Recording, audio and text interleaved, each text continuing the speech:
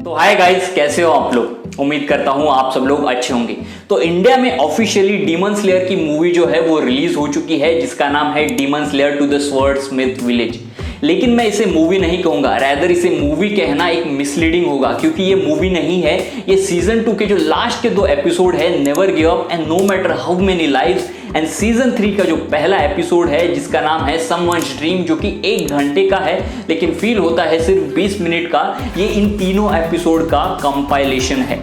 खैर, जब ये अनाउंस हुआ कि इंडिया में डीमन स्लेयर की मूवी जो है वो रिलीज होने वाली है, उसके लिए मैं काफी ज्यादा एक्साइटेड था। मैंने डिसाइड किया कि मैं 15 से ही सीजन 1 और 2 जो है वो डीमन स्लेयर का वो बिंज वॉच करना स्टार्ट करूंगा, क्योंकि जब मैंने इसे पहली बार देखा था तो इसे पार्ट्स में देखा था एंड मुझे इतना कुछ याद नहीं था उसकी स्टोरी एंड कैरेक्टर्स के बारे में। एंड टू माय सरप्राइज, जब मैंने इसे सेकंड टाइम देखा तो मैंने इसे और भी ज्यादा इंजॉय किया और भी ज्यादा मुझे ये पसंद आया। लेकिन मैंने जो लास्ट के 2 एपिसोड है वो नहीं देखे। मैंने सोचा कि मैं इसे सीधा जाके थिएटर में ही देखूंगा एंड उसका एक्सपीरियंस जो है वो इंजॉय करूंगा। मैंने सीधा फिर टिकट्स देखने के लिए बुक माई शो ओपन किया एंड मैं टिकट्स देखने लगा। कोई भी जो विजुअली अपीलिंग मूवीज होती है ना, मैं हमेशा इसे आईमैक्स में देखना प्रिफर करता हूँ। लेकिन सैडली आईमैक्स भी हाउसफुल था।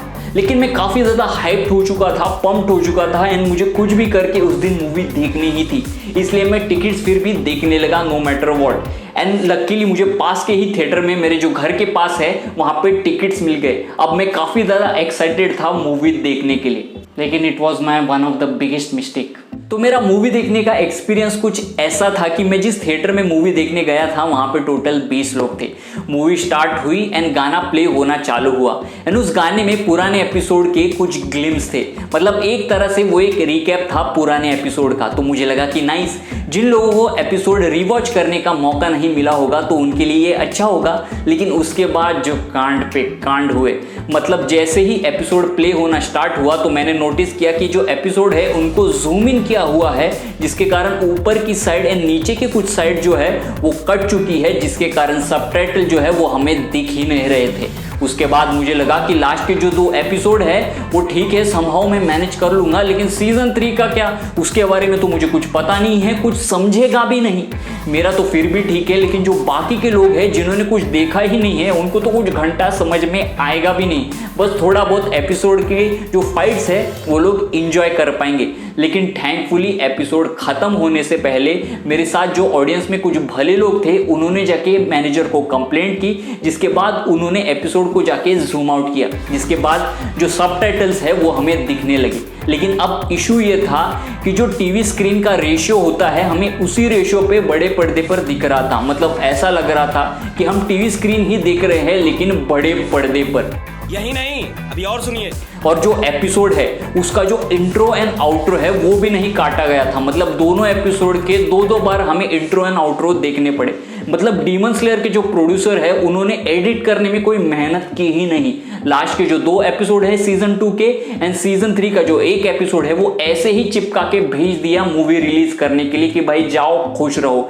लास्ट टाइम हमने मूवी को एज अ एपिसोड रिलीज किया था सीजन 2 में। अब इस बार जो है वो एपिसोड को हम कंबाइन करके मूवी करके रिलीज कर रहे हैं। जाओ तुम लोग देखो और हम लोग पैसा ही पैसा कमाएंगे।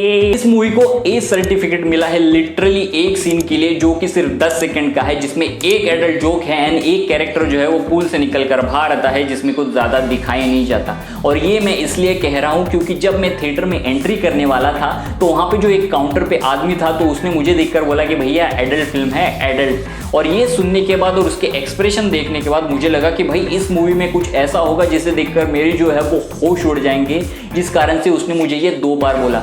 लेकिन सैडली मैं काफ़ी ज़्यादा डिसअपॉइंटेड था, उसमें ऐसा कुछ था ही नहीं। ओवरऑल ये जो एपिसोड कंपाइलेशन था ना वो काफ़ी मुझे वियर्ड लगा।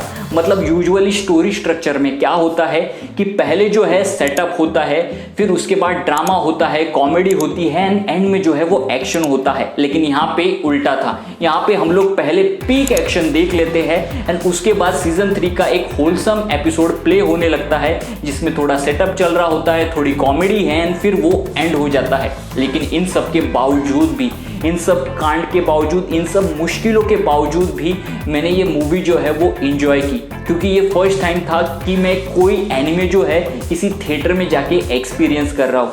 एंड जब कोई ऐसा एनीमे हो जिसके विजुअल एंड एनिमेशन जो है वो टॉप नॉच के हो तो उसे देखने का एक्सपीरियंस जो है वो कुछ और ही होता है। सीजन 3 का एपिसोड 1 जो है वो इतना भी बुरा नहीं है। वो स्टार्ट वहीं से होता है जहां पे सीजन 2 एंड हुआ था, मतलब जहां पे अकाजा को इन्फिनिटी कैसल में समन किया गया था। एंड अकाजा जो है वो इन्फिनिटी कैसल में जब ट्रेवल करते हुए जाता है, जिस तरह से उसका कैमरा वर्क एंड मूवमेंट दिखाए गए हैं, जिस तरह से उसको एनिमेट किया गया है, वो काफी लाजवाब है, काफी काबिले तारीफ है। और इतना ही नहीं, जो अपर फाइव मून है उनकी आइडेंटिटी भी रिवील की जाती है। ऑल इन ऑल मैं कहूँगा कि ये एक बिटर स्वीट एक्सपीरियंस है। अगर आप मुझसे पूछेंगे कि क्या हमें ये मूवी देखना चाहिए या नहीं, तो मैं कहूँगा कि अगर आप सीजन 2 के जो लास्ट के जो 2 एपिसोड है, जिसका जो एपिक फाइट सीन है, अगर आप उसे बड़े पर्दे पर एंजॉय करना चाहते हैं तो आप उसे ज़रूर जाके देखिए। लेकिन अगर आप सिर्फ सीजन 3 का एपिसोड 1 देखने के लिए जा रहे हैं तो मैं कहूँगा कि आप 9 तारीख तक वेट कीजिए उसका एपिसोड आने का। इतना अब तक वेट किया है तो थोड़ा और सही। तो गाइस बस आज की वीडियो के लिए इतना ही। मिलते हैं अगली वीडियो में, तब तक के लिए आरिगातो गोजाइमासु।